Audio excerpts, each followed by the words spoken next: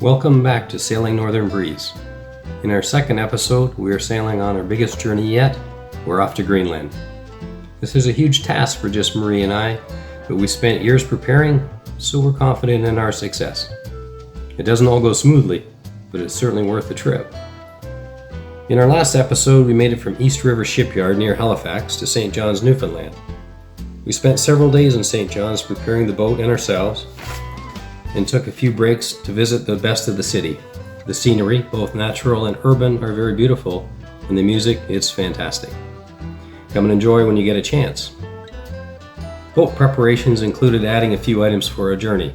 We loaded the dinghy on the bow for the first time, added netting to the lifelines, added jack lines so that we could tie off while on deck, and increased our fuel supply with 9 jerry cans in addition to the 65 gallons of onboard tanks that we have.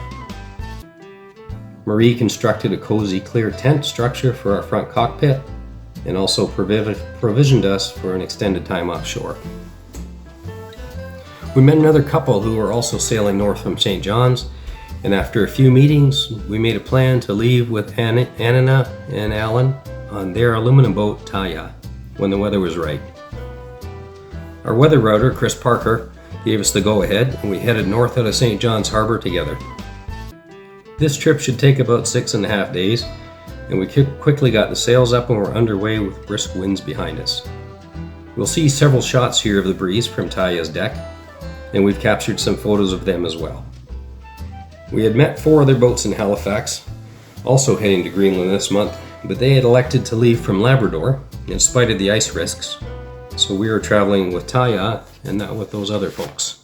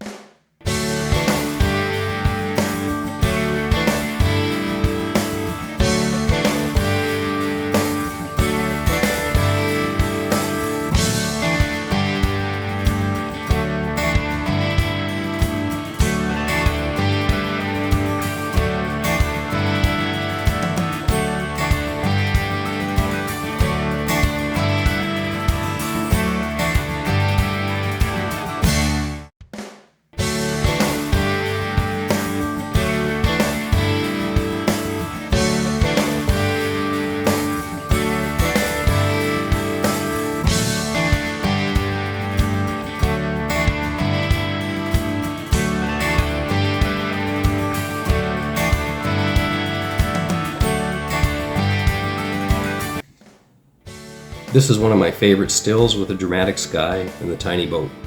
A tiny boat setting off into the North Atlantic, the big, imposing, cold ocean. Magnificent photo, Anna. Thank you. And more dramatic skies with a breeze on the horizon. We were moving fast and separated that afternoon out of sight of each other. We're within a few hours sail of each other for the next 3 days. And we'll meet up one more time before they turn left and head for the Northwest Passage. That's a crazy thing, but they did it.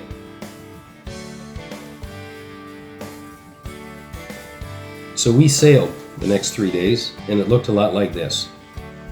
We spent most of our time sailing and keeping watch while taking turns sleeping. Night watches worked out with me going to sleep before 10 p.m., while Marie strapped in on deck and took the helm until about 2 a.m., when it was my turn, and then she would wake up again around 7 a.m. Our main sailing task actually was in slowing the boat down to make it more comfortable and manageable. Every time we exceeded 7 knots, we'd reef the sails and relax the charging boat. You notice that we aren't at the helm very often in the open ocean. We are sitting inside that little tent that Marie made and steering with the auto helm. We affectionately named the auto helm after a German, Otto. Otto was our friend. It was still chilly, around 10 degrees Celsius in the daytime and colder at night, but it was manageable.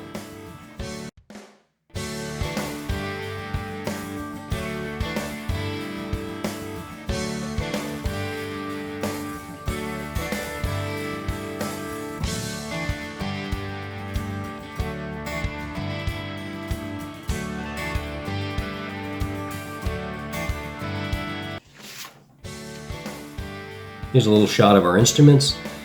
At this point, we're going around 7 knots. You'll see on the right-hand side, lower part of the screen. And then the graphic also shows the true and apparent wind angles, signified with the orange T for true and the blue A for apparent wind angle. We had 3 days of brisk following winds. Much of the time it was foggy. Thankfully, there aren't many other boats to run into out here in the fog, and the few that we saw appeared on our AIS monitoring system without any issues. We chose this road over Labrador. While it is 2 days longer at sea, we are south of the icebergs that are constantly coming down on the Labrador Current this time of year. We used the Danish Ice Watch websites and charts, and they did show a couple of bergs when we were leaving Newfoundland, but it's a big ocean and we avoided those regions or quadrants that the Danish Meteorological Service was giving us.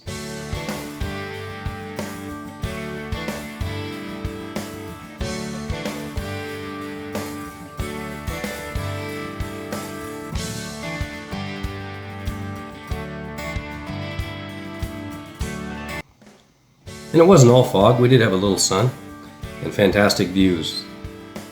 And we had a few visitors.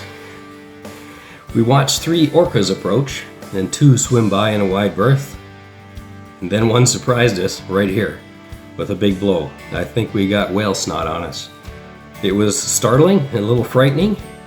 I'm sorry about the poor shot, but my camera wasn't ready. I wasn't expecting a whale to come that close to the boat. And then we saw Taya again on day 3, or more accurately, they saw us. This is a shot from Alan and Anna's chart plotter showing their route, with their left turn towards Nuuk just about to be reached, so they took a moment to catch up to us and say goodbye. When they found us on their AIS and contacted us by radio to say hello, we slowed the breeze down for a little while they accelerated to say farewell in person.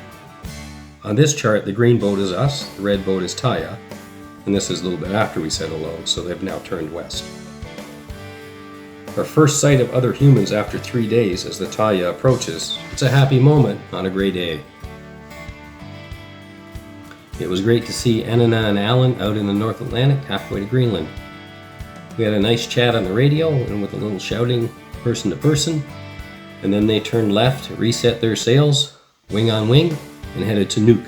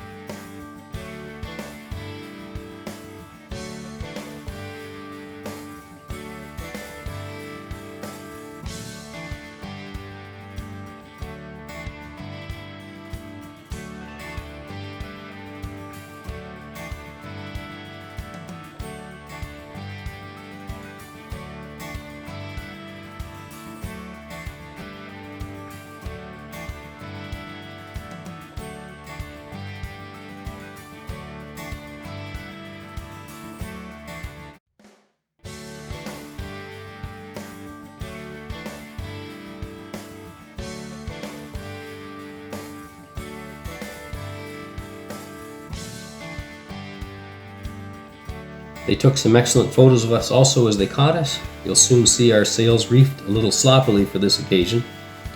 And you'll also see what 1.5 meter or say 5 foot seas look like in a small boat on a big ocean.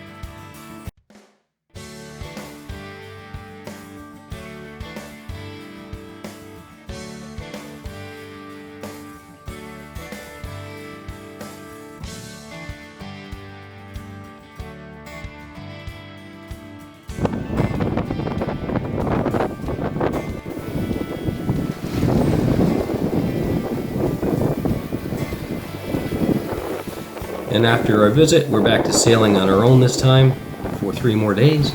We're now in a routine and we'll be able to manage it. But we're not quite entirely on our own. We had another visitor. This fella swam by alongside of us for quite a while. We'd lost the wind by this point, so we're burning diesel. What is it? Is that an orca? No, it's not an orca. It has a tall fin on the back. It's like a gray whale. Oh, you got a picture of that little fin. We can look at the pictures. Oh, don't go. Wow! He's like a school bus. Yes, he is. He or she.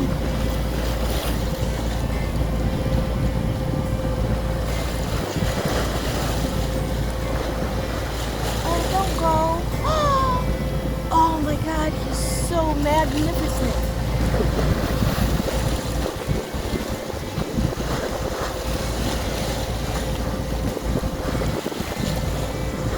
It's got a hump on the top of his head.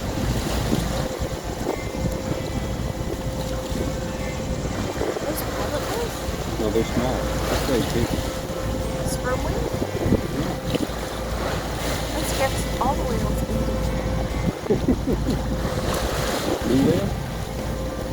But he's bigger than the other ones. At least the size of that back. Not actually.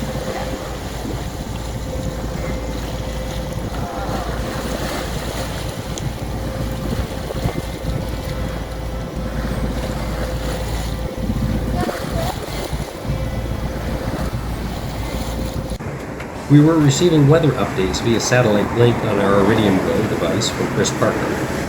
On day 5, he told us to stop. The seas ahead of us were 4 to 5 meters high, and ice had wrapped around from the east coast of Greenland into our path. So we stopped. Here where it was calm, got some great sleep, had a few good meals, and recharged for 36 hours. How do you stop a sailboat in the middle of the ocean? It's called heaving to. Basically, you tie your reefed mainsail to one side and tie your steering wheel in the opposite direction. And as a result, you meander forward at about 1 to 1.5 knots very slowly. So we had a little sun. We saw some birds sleeping on the water all around us. We recuperated for the final push to Greenland, and specifically for us, into the town of Nanortalik. And then at about 4 a.m. on that 7th day out to sea, Chris told us to get underway again.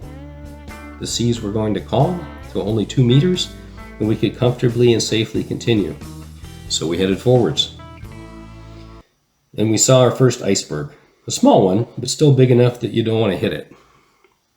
And then our chart plotter lost the detailed charts. We were heading into the fog, with icebergs, blindly, towards an unknown shore. Thank goodness for redundancy. We had separately downloaded Navionics charts for our passage onto my tablet way back in January when we were planning our trip, and these saved the day. We had to watch for the bergs and the fog, but at least knew where the islands and the harbour was. We did encounter a 60-foot tall berg directly in front of us in that fog, but Marie was watching from the bow and spotted it in time for us to quickly and safely avoid it. It was startling to look straight up into the sky at that thing and not be able to see either side of it. But once we turned, we found our way around it, and we're very wide awake, full of adrenaline for the rest of that morning. And then once we got to the harbor, the fog cleared. We saw Nanortalik, our first sight of land in 8 days. What a joyous feeling. Nanortalik is a small community, 90% Inuit in population, with all of the necessities, and we met up with a few of the other boats from Halifax here after a few days here. We are safely tied up on the commercial pier, and Marie is soon hanging our customs quarantine flag and our Greenland courtesy flags. Note the large berg out in the harbor. He has run aground and he won't threaten us, but as he breaks up, small bits will come close. Here we are with a Scottish boat, the Misty Moor, rafted up with us, one of the boats from Halifax, and the bergy bits approach. I did a little iceberg wrangling to keep these guys off our painted hulls over the next few days, and all was good. We took our first walk on solid ground again that afternoon and spent the next several days exploring. Greenland is magnificent. We'll show you some of that in the next videos.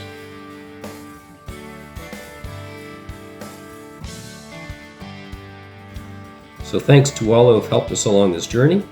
Since we took our sailing lessons at Southport Sailing Club back in 2015 on those wonderful sharks, up to today. Smiles and gratitude all around from a sunny July 7th in Nanortalik. We'll see you in episode 3. Bye for now from Aaron and Marie.